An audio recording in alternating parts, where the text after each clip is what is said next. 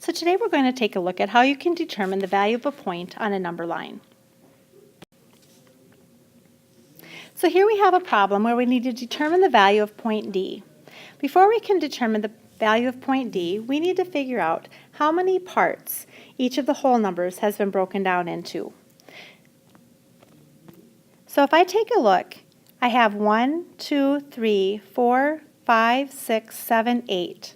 So that means that each one of those points or tick marks represents 1/8 on this number line. So if each one of these points represents 1/8, let's then determine where point D is located. All right, so here is the whole number 2, and we're going over 2 places to the right. So what I have is I've got a whole number of 2, and since I went over to the right 2 places, I have 2/8.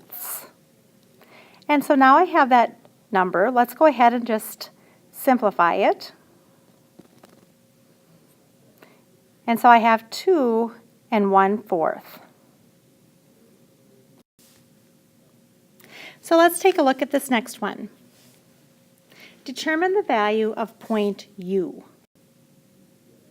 And just like the problem before, we need to determine how many parts each of the whole numbers has been broken down into. So we have 1, 2, 3, 4, 5. So each one of these tick marks was represented by 1/5.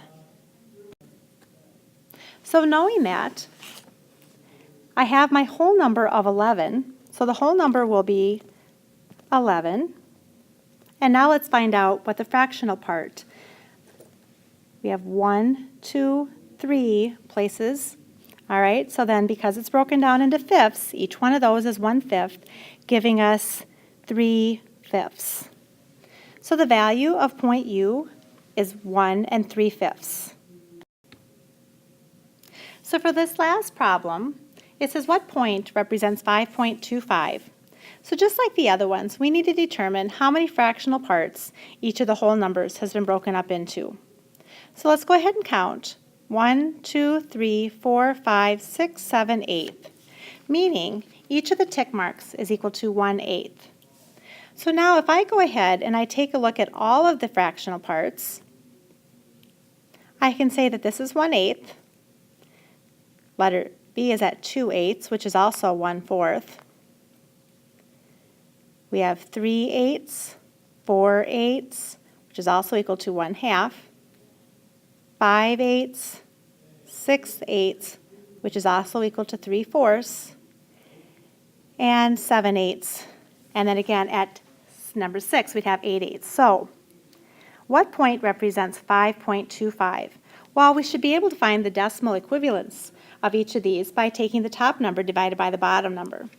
And if you did that, you would find that 2/8 or 1/4, taking the top number divided by the bottom number, you will get 0.25.